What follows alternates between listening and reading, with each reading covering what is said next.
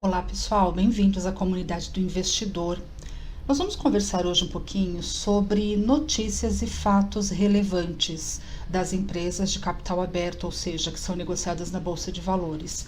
Porque algumas notícias ou fatos, eles acabam influenciando e interferindo na volatilidade desses papéis. Então a gente vai conhecer um pouquinho mais hoje onde buscar informações que sejam fidedignas em função de tanta informação que existe hoje na internet, né? Então, por isso até esse recadinho importante aqui, né? Uma reflexão antes de nós entrarmos no assunto propriamente dito. Os analistas costumam dizer que o mercado é soberano, né? Nesse tempo de internet, onde a gente tem um excesso de informações, né? E a gente sofre todas as consequências, porque tudo que é excesso geralmente não traz benefícios. E é bastante comum quem está iniciando aí nesse mundo de investimentos, na renda variável, acreditar que as notícias impactantes elas vão mudar o resultado de determinadas ações. Mas quem acompanha análise técnica, quem acompanha aí o mercado, a gente, por observação, né, costuma dizer que o mercado é soberano. Por quê? Quando a gente faz o acompanhamento ali, a gente estuda e utiliza análise gráfica, a gente nota que a permanência da tendência do movimento, seja um movimento de alta, um movimento de baixa, ou até mesmo uma lateralização que pode estar durando, por exemplo, semanas, esse movimento ele é soberano, né? Ele vai continuar naquela tendência. Mas é claro que há exceções e algumas notícias e fatos realmente podem ocasionar uma alteração aí nessa tendência atual. Falando um pouquinho então de notícias e fatos relevantes. Aqui tem dois pontos. O mais importante sempre é a gente analisar os fundamentos da empresa, né, das empresas nas quais a gente investe, quando a gente tem aí a visão de longo prazo. Então, independente se houve ali uma notícia, um fato relevante dentro de uma companhia, onde eu faço investimento de longo prazo, eu preciso fazer uma análise diferenciada, entender se isso vai trazer prejuízos no longo prazo, se é algo momentâneo que a empresa logo recupera, porque a minha visão é lá na frente, eu invisto para longo prazo. Já quando eu falo de operações de curto prazo, que são os trades, que geralmente tem ali um embasamento, um acompanhamento em análise gráfica, que é a análise técnica, ou tape reading, que é uma outra técnica utilizada aí para trades. Quando a gente fala aí de curto prazo, existem sim algumas notícias que podem prejudicar ou beneficiar os preços das ações ali no curto prazo, no dia, nos próximos dias e às vezes até aí 1 ou 2 semanas.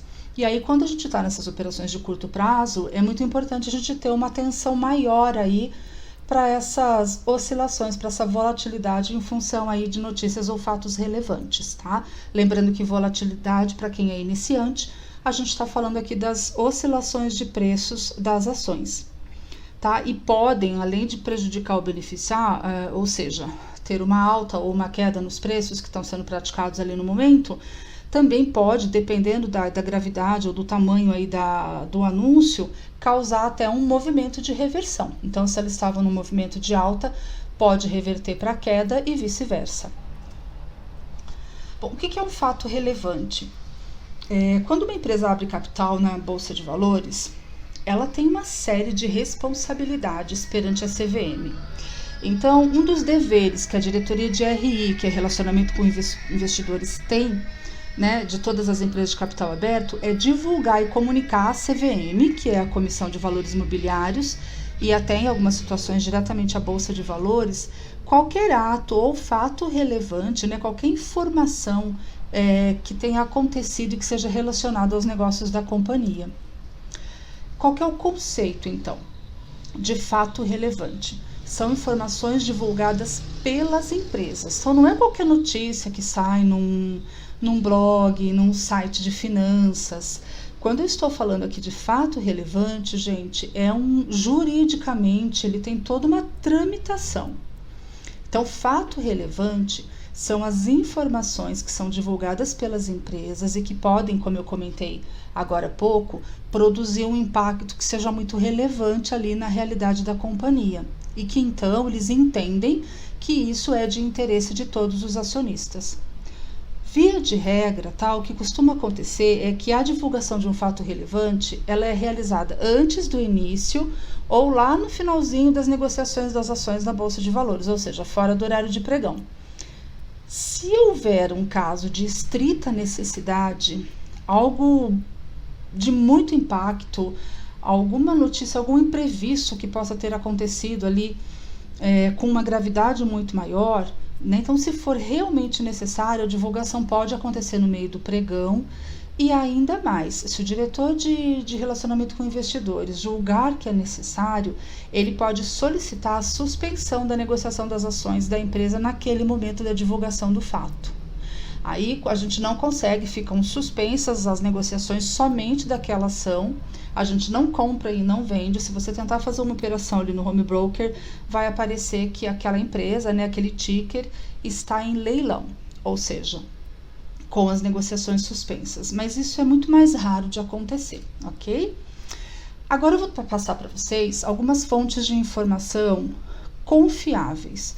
Então, a minha recomendação é que vocês busquem sempre essas fontes aqui, porque senão vocês vão cair em sites, em blogs, numa série de outras referências que não são os canais efetivos. Vocês vão estar ali tendo acesso a informações, não estou dizendo aqui que não sejam também corretas ou fidedignas, mas são a opinião, o olhar do autor ali daquele texto. Aqui nós temos de uma maneira mais imparcial. Nós estamos falando dos órgãos oficiais, tá? Então a gente vai falar um pouquinho sobre cada um deles de maneira bem rápida, mas anotem, guardem com vocês essas fontes de referência quando vocês precisarem ou desejarem buscar informação sobre os ativos dos quais vocês investem, sejam curto ou longo prazo. A gente tem o site da B3, eu deixei o link aqui, mas é só fazer uma pesquisa rápida no Google e coloquei um print da tela aqui só para vocês terem ali uma referência, tá bom? Na hora de fazer a pesquisa. Então, o site da B3, a gente tem lá, olha, fatos relevantes. Esse print da tela está sendo feito hoje, né, na data que essa aula está sendo divulgada. Então, a gente tem ali duas divisões. Fatos relevantes que foram publicados a partir de 3 de fevereiro de 2003 e anteriores, né, que são bem mais antigos. A gente tem as subdivisões, entra e vai ter acesso ali a tudo que foi divulgado. Ainda no site da B3, vocês podem colocar lá plantão de dúvidas B3 no Google, ele vai trazer vocês para essa referência. E aqui vocês têm as principais notícias. Então, de novo, a gente não fica refém ou dependente de todo esse fluxo de informações pela internet. A gente está aqui indo direto na fonte e tendo assim uma garantia, uma segurança de que o que a gente está recebendo de notícia não é fake news, não tem um olhar ali parcial de alguém que possa ter um interesse que a gente não conhece. A gente está aqui dentro do site da B3 recebendo uma informação imparcial. A segunda fonte que eu passei ali para vocês é o próprio site da CVM. Aqui é uma pequena parte da tela inicial, quando a gente entra nesse link aqui em cima, gov.br/CVM. Aí a gente tem um monte de opções. Ele tem uma leitura um pouco mais técnica, informações mais técnicas, porque é até a característica da Comissão de Valores Mobiliários, né? E aqui a gente tem uma série também de informações sobre as empresas que a gente pode acessar também, tendo garantias aí da origem das informações. A gente tem também, se você tiver mais tempo e mais interesse até em participar das reuniões, sejam presenciais ou online, no site da APMEC, nós temos aqui por estado, olha, eu estou aqui nesse print de tela no estado de São Paulo. Ó, hoje, 18/2, a gente tem reunião da APMEC e da ENGIE, que é uma das empresas listadas na Bolsa. Então, a gente consegue acessar o calendário ali, definir as datas e conseguir acompanhar ali as reuniões que estão acontecendo, né, ou que já estão agendadas. Também é uma fonte muito confiável de informações. E aqui tem muito mais coisa, tá, gente? Eu tô focada aqui na questão de notícias e fatos relevantes, mas aqui vocês conseguem verificar se os analistas têm certificação, CNPI é feito aqui através da APMEC, tem uma série de informações relevantes aí sobre o mercado financeiro. A outra opção ótima, mas aí você vai precisar acessar de um a um, é o site das próprias empresas nas quais você investe, né? Toda empresa ela tem ali a sua área de RI, que é Relações com Investidores. Eu coloquei aqui de exemplo o site da VEG, que eu acho que é um dos melhores e mais completos de RI, e aqui já fica uma dica valiosa para vocês. Tá pensando em investir numa empresa? Vai lá na internet, busca o site, a área de RI dessas empresas. Vocês podem ter certeza, se o site tiver mal feito, incompleto, com poucas informações, faltando transparência, já é uma dica para a gente repensar. Porque se o site de relações com investidores já falta transparência e qualidade nas informações, isso já, de certa forma, transparece um pouco a visão e a imagem da empresa. Então, um bom site completo de RI já é um bom sinal em relação àquela empresa de capital aberto, combinado? Vocês podem acessar o da VEG ou das empresas nas quais vocês já investem e vão ter aí uma boa referência. Aqui eu falo que é um dos mais completos porque realmente ele se destaca. Coloquei aqui até transparente para vocês todos os submenus para vocês verem assim o quão completo é o acesso aí aberto a todas as informações da companhia. E aí eu vou falar agora de 2 apps, tá? Que existe também a versão desktop, mas a maioria das pessoas, claro, utiliza no celular pela praticidade, pela mobilidade. A gente tem o app Broadcast. Eles vão trazendo os pushes, né? Eles trazem as notificações. Então, toda vez que saem os fatos relevantes ou notícias, você recebe a notificação no celular. Existe a versão gratuita e a versão paga. Na versão paga você vai acessar todo o teor das notícias e mais uma série de recursos. Na versão gratuita não. Então, para efeito do tema da nossa aula de hoje, que é o aviso, o alerta de fatos relevantes e notícias, o Broadcast na versão gratuita já vai atender. E o segundo que eu gosto bastante, eu utilizo também, então eu tenho mais conhecimento até, é o Trade Map. Também existe a versão gratuita e paga. E aqui tem um print de tela para vocês para ver, olha, os fatos relevantes vão chegando, tá vendo? Vem as notificações e a gente tem acesso. Eles têm muito mais recursos e existem outros aplicativos também muito interessantes no mercado. Então vai de você avaliar não só essa questão, claro, de recebimento de alertas aí de notícias e fatos relevantes, mas todas as outras funcionalidades e escolher um bom app para que você possa ali também ter um acompanhamento melhor, tanto do mercado financeiro quanto dos seus próprios ativos. Trademap, por exemplo, você pode importar a sua carteira de ativos. Nesta imagem aqui do lado esquerdo, que vocês veem ali um gráfico em pizza, ali é a carteira do investidor. Você faz a importação dos dados e você vai acompanhando ali em tempo real, dia a dia, como é que estão os seus investimentos. Ele faz a divisão entre renda fixa, ações, fundos imobiliários, e a gente vai acompanhando ali a valorização, desvalorização da carteira e vai acompanhando em tempo real, é uma das funções. Tem muito mais recursos aí, vale a pena vocês pesquisarem, analisarem e escolherem um aplicativo para que vocês possam acompanhar não só notícias e fatos, mas também utilizar aí os outros recursos para acompanhar os investimentos, ok? A gente vai falar um pouquinho agora, dando um exemplo de cada, mas é muito importante, são dicas muito importantes de como o mercado reage a determinadas notícias, tá bom? Tanto positivas quanto negativas. E a gente vai aqui entender um pouquinho sobre cada uma delas. Eu começo com uma que a gente costuma dizer que é pegadinha para iniciante, porque o raciocínio me parece realmente contrário, como se houvesse uma reversão. Comigo aconteceu lá quando eu comecei e quando a gente conversa com o pessoal, a percepção que é equivocada é a mesma para praticamente todos. Quando uma empresa faz anúncio de aquisição, né, é uma empresa comprando a outra aí. Essa notícia, ela é recebida pelo mercado. Por que tem aqui tanto positivo quanto negativo? Porque ela é positiva e negativa ao mesmo tempo. Para a empresa compradora, ou seja, aquela que está comprando a outra empresa, o mercado vê isso de maneira negativa, porque ela está contraindo uma dívida. A empresa já que está sendo vendida, né, a vendedora, o mercado encara de maneira positiva, porque vai haver um aumento da demanda das ações, uma vez que ela está sendo comprada. E o iniciante, né, a nossa mente de iniciante, qual é a percepção que a gente tem numa situação dessa? Poxa, se a empresa está adquirindo uma outra, poxa, ela está forte, ela está crescendo, ela tem dinheiro, então a gente entende que para a empresa que está comprando a outra que seria positivo. É a percepção inversa, mas não é desta forma que o mercado percebe e recebe a notícia. Para o mercado, ele recebe de maneira inversa a que a gente, como iniciante, costuma pensar. Exatamente por causa dessa visão que eu estou passando para vocês no slide. Ela está comprando uma empresa, então isso vai alterar muito o fluxo de caixa, o dinheiro de caixa dela, porque ela está adquirindo uma dívida.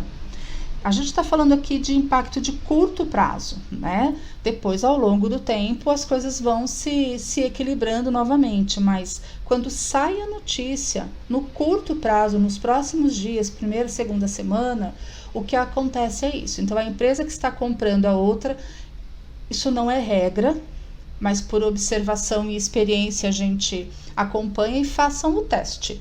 Peguem situações como essa a partir de agora com esse conhecimento e acompanhem para ver o quanto de cada 10 vezes, o quanto que isso acontece. Vocês vão perceber, né? Vão acompanhar que isso acontece muito mais vezes. Então, a empresa que está comprando a outra tem uma queda no preço das suas ações e a empresa que está sendo vendida, a vendedora, acaba tendo uma alta dos preços. Então, é positiva e negativa ao mesmo tempo, dependendo de para qual empresa a gente está olhando. Agora a gente vai falar de uma notícia que é negativa. O mercado enxerga de forma negativa e ele precifica mesmo. Isso mexe muito com a volatilidade do papel. A gente está falando aqui do follow-on. É uma notícia extremamente negativa no curto prazo. Geralmente, vocês podem acompanhar. Peguem notícias de follow-on e acompanhem. Geralmente, o preço cai e não é somente no dia que é anunciado o follow-on. Ele cai geralmente de 1 a 2 semanas e a queda ali naquele período, ela tem em média aí de 10 a 20%. Costuma recuperar depois, a partir aí da segunda semana, as ações vão retomando, né, a sua tendência de alta, mas nesse período de 1 a 2 semanas, existe essa queda de 10 a 20% em média. Isso é bastante comum. Podem acompanhar as notícias próximas de follow-on e verificar, e vocês vão perceber essa ocorrência que é bastante comum. Por que isso acontece? O mercado encara o follow-on de uma maneira muito incerta, porque ele fica na dúvida de qual é a razão que faz com que a empresa esteja fazendo de novo uma emissão, né, subsequente de ações, que é isso que o follow-on representa, né? Eu estou fazendo uma nova oferta subsequente de ações. Então, a sensação para o mercado, a percepção é de que essa oferta está acontecendo por conta de uma necessidade da empresa de captar recursos novamente, porque ela está enfrentando problemas financeiros. Um outro ponto que faz com que o follow-on seja recebido de maneira negativa pelo mercado é a diluição de capital. Por quê? Vão ser emitidas uma nova quantidade de ações. Isso vai provocar um aumento da oferta das ações dessa empresa no mercado. E isso vai fazer o quê? Vai diluir a participação de quem é acionista atual, caso eles não comprem os novos papéis. Então, existe essa diluição de capital e isso também não é visto de maneira positiva no mercado.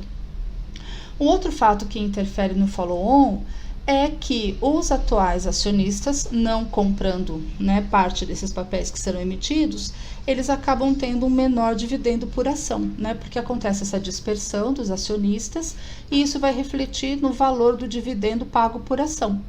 Então, ele pode receber ali uma quantia menor, tanto em dividendos quanto JCP, que são os juros sobre capital próprio. Por quê?